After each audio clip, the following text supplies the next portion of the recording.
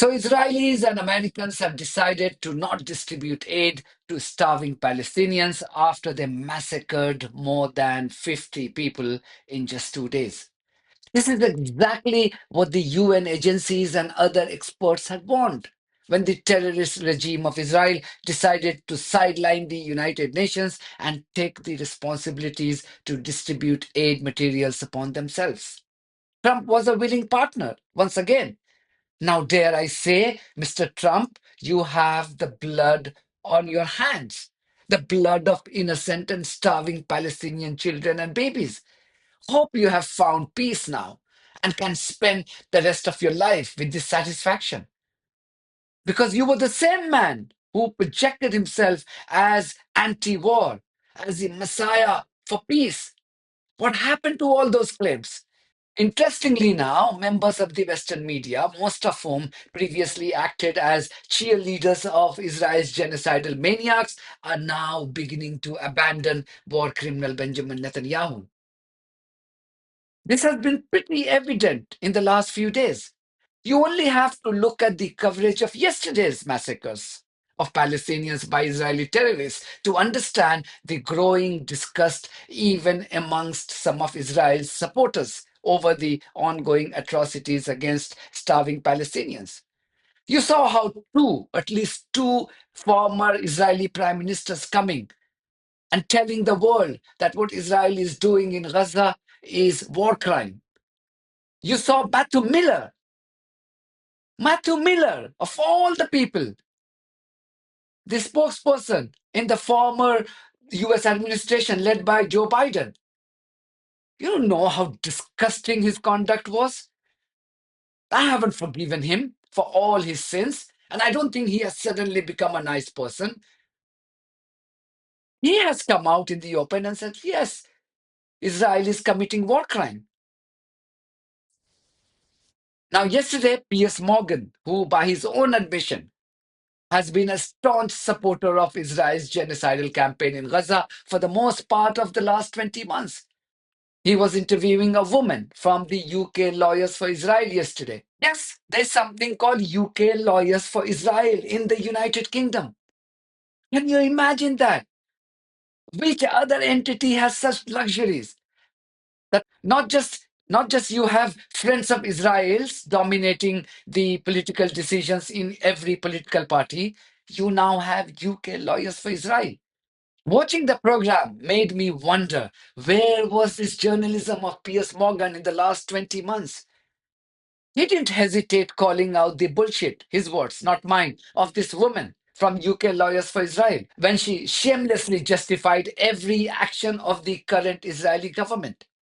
Joining Piers was US podcast host Dave Smith, himself a Jew, who too didn't mince words while expressing his horror on the current goings on in Gaza. Has decided no journalists from outside can go in for 3 reasons and make that assessment themselves. Yes. What right does Israel have to do that? For 3 reasons. Will you allow me to finish? Well, there are no reasons. It's none of your business whether the journalists view their safety as being at risk. I'm sorry, you haven't heard the reasons yet. The first, of course, is the safety of the journalists, and I appreciate you don't accept that. The second, I think it's a load of nonsense. The second is the safety. The idea you're doing is that some quaint concern for the safety of journalists is bullshit. That was reason number one.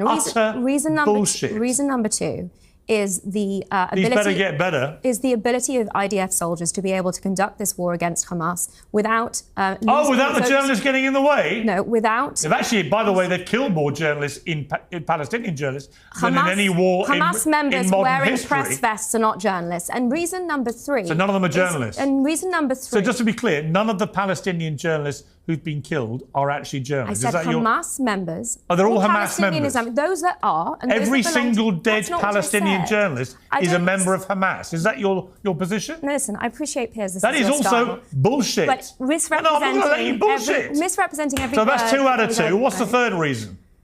Our mutual friend Douglas Murray was embedded with the IDF in Lebanon. You said the words yourself. I love Douglas, but he was embedded with the IDF. Right. He's unbelievably pro-Israel. Let me finish. So of course he was going to write what he witnessed while embedded with the IDF. No, let me finish what his experiences there were. The difference is that you don't have to tell me. There is something I think that you won't have heard. The IDF are able to allow journalists into Lebanon. He wasn't the only one. There were many other international journalists with him. There have been a tiny...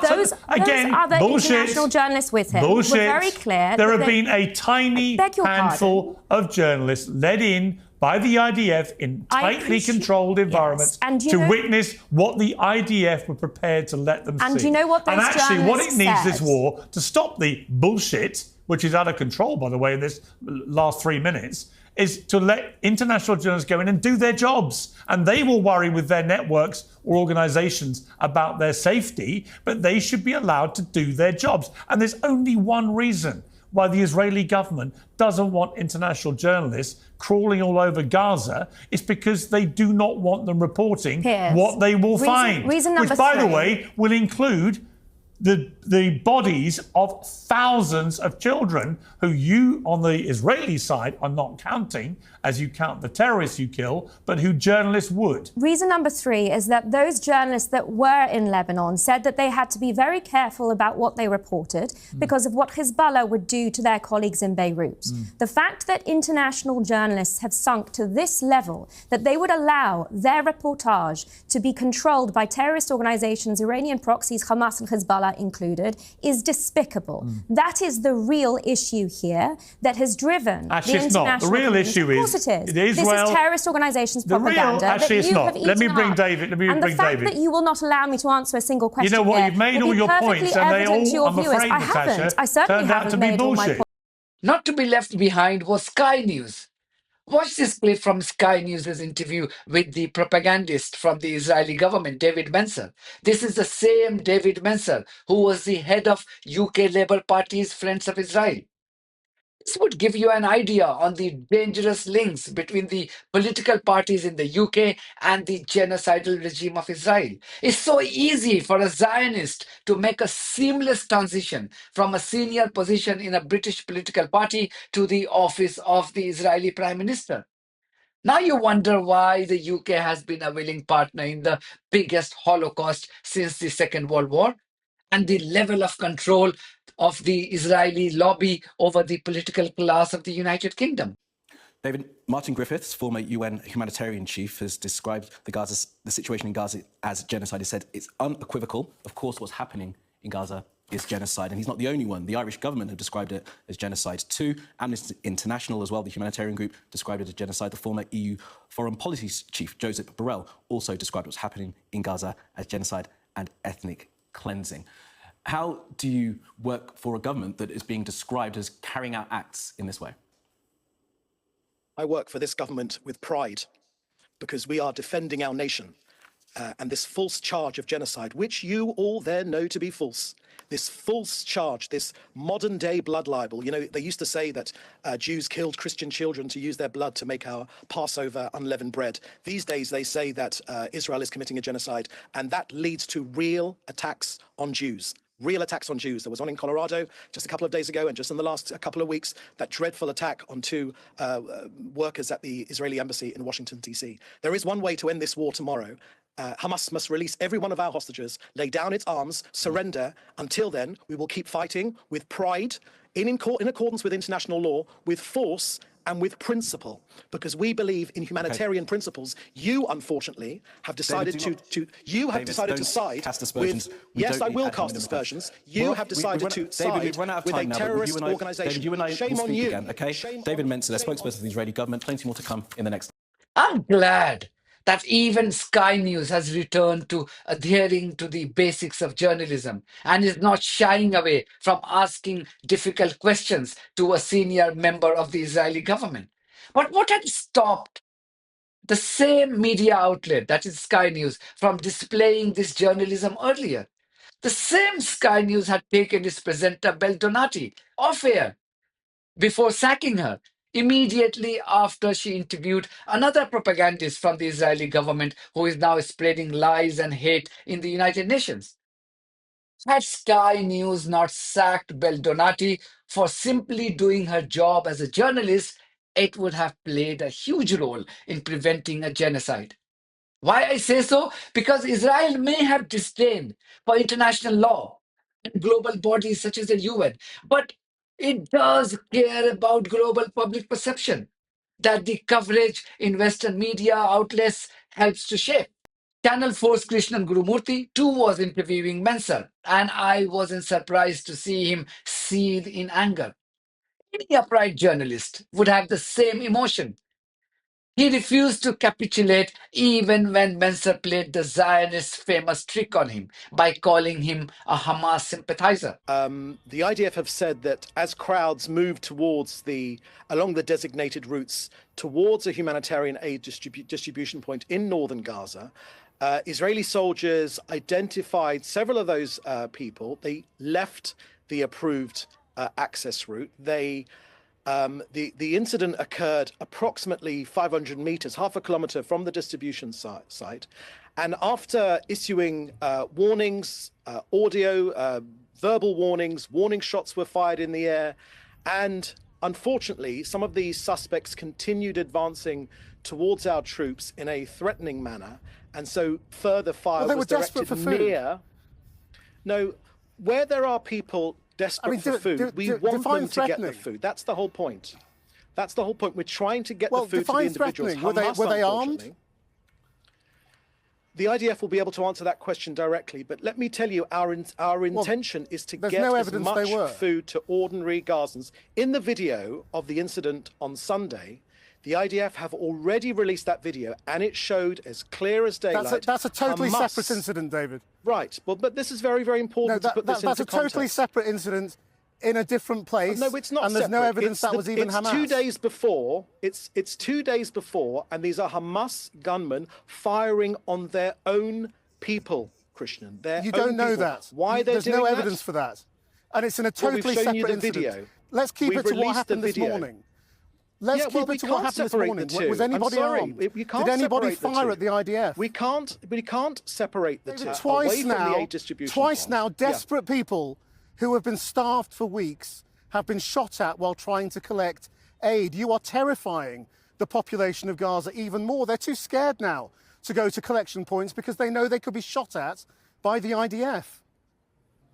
So that is precisely the Hamas rhetoric that they want you to publish. It's the fact of what's happened. More than 50 people are dead. No, that's not the facts, Krishnan. You have got the facts wrong because we've already shown you video of Hamas firing on their own people because this is the last hand. Yes, we have. We released it on Sunday evening. That is a totally spurious video. It's a spurious video of a different incident the video in a different of Hamas place. Firing. No, the video of Hamas firing on their own people trying to get hold of aid is spurious, is it? I think it's You have no evidence that that was Hamas or it was at the same incident. Okay, that's slightly ridiculous. Sometimes, Christian, you actually advocate for Hamas, and I must say it's bizarre. No, that's offensive, David. And you really shouldn't say things like that. It is offensive to Israel. It's just attacking the media. It is offensive to Israel. It's a talking point, and it just shows you're avoiding the question. This has been quite a successful modus operandi by Israel and its Western allies. Delegitimize a resistance movement against the illegal occupation, declare them terrorists, and when anyone questions the illegality of the occupation or the occupation forces' barbarity, scare them by calling them the sympathizer of those same organizations that you have declared terrorists. That is the same in the case of the African National Congress and Nelson Mandela. They are doing the same now for Palestinians. And when their objective is achieved, the same Western power doesn't wait for a second to embrace the same people who it had declared terrorists. Syria's Abu Muhammad al-Jolani is a case in example. This former ISIS terrorist had a $10 million bounty on him by the US. But the moment he agreed to serve the interest of Israel and allow Israel to occupy more Syrian territory, the US dropped the $10 billion bounty and declared him a friend. All sanctions against Syria were gone in no time.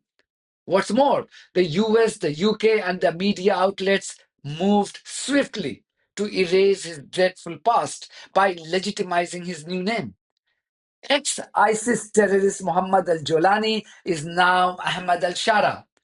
That's why I say, not just what the Western media covers, but how it covers certain critical stories, and the terminologies it uses have far-reaching impact on the lives of innocent people.